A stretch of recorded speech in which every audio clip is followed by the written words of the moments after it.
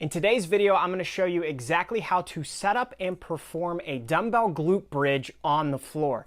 This exercise is primarily used to target the glutes, and it's a great beginner exercise to work on hip hinges, which can be really beneficial for your overall health. This is going to help you build muscle. It's going to help you establish your posterior chain, which is going to help you just generally daily with things like balance and overall mobility, stability, and health. So I'm excited to dive into this one with you. Let's talk about how to set up the exercise, and then we'll get into the details of how to perform it correctly. Real quick, before I get down on the floor and show you how this exercise works, it's important to mention that there are different variations to doing this exercise once you get on the floor. So you can do this exercise in a way that targets your glutes more specifically, and then beyond that, you can move your legs around to do different variations that are going to maybe be a little bit more hamstring dominant or a little bit more quad dominant.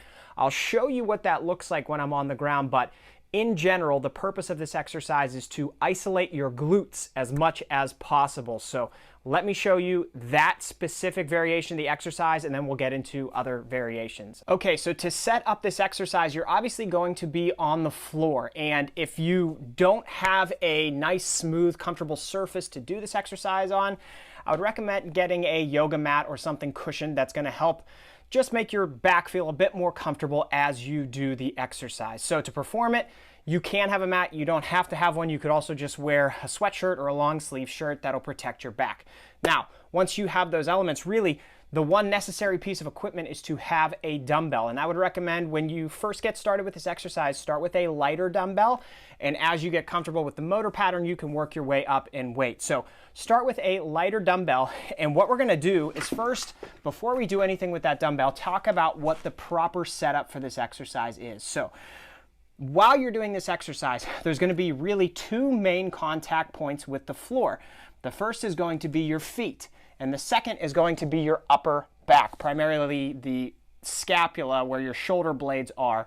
That's going to be what is always connected to the ground. So to set up this exercise, you're going to want to lay with your knees up and your back on that pad, okay? And you'll see I have my knees pretty much directly below my feet, and that is going back to what I talked about before about different variations of this exercise.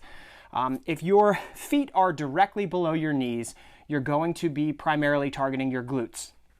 If you move your feet out forward in front of your knees, you're going to involve a bit more hamstrings. And if you bring your feet closer to your body in behind your knees, you're going to be involving more quads. But really, we want to just think about the glutes for this exercise in most cases. So you're going to have your feet below your knees and your back flat on the ground. So I got my feet below my knees, my back is on the ground, and what I would recommend you do is do some reps of this exercise without any weight to get used to the motor pattern before you involve a dumbbell. And when you set up to do that without the weight, right before you start performing the hip thrust, I want you to think about retracting your shoulder blades, because that's going to help you keep your back tight while you're doing this exercise with weight. And with anything that we do that involves weight, we want to make sure that your body is as stable as possible. So you're going to want to retract those shoulder blades a little bit, and then also think about engaging your core. You don't have to go crazy and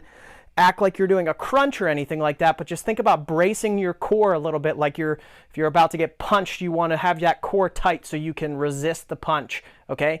Once again, that's going to help you be stable throughout this exercise. So we have the feet underneath the knees, back is on the ground. I'm going to retract my shoulder blades a little bit just to get my back tight, engage that core, and then I want you to just think about pushing your hips up towards the ceiling, just like this. And as you get to the top of the rep, think about squeezing your glutes as hard as you possibly can, okay? So thrust those hips up and squeeze the glutes at the very top of the rep. Now I'm going to show you what this looks like using the dumbbell. So I'd recommend you start with the dumbbell in front of you here. That's going to make it easiest to get the dumbbell in position for the exercise.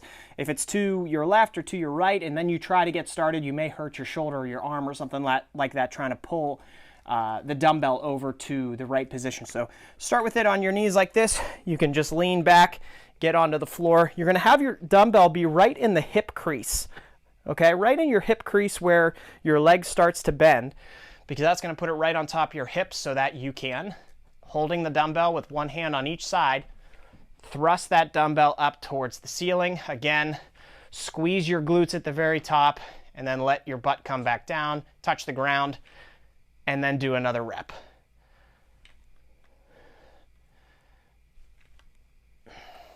And that's how you perform a dumbbell hip thrust on the ground. I hope you found this video helpful. If you have any questions, please leave them in the comments. Thanks for watching, and happy training.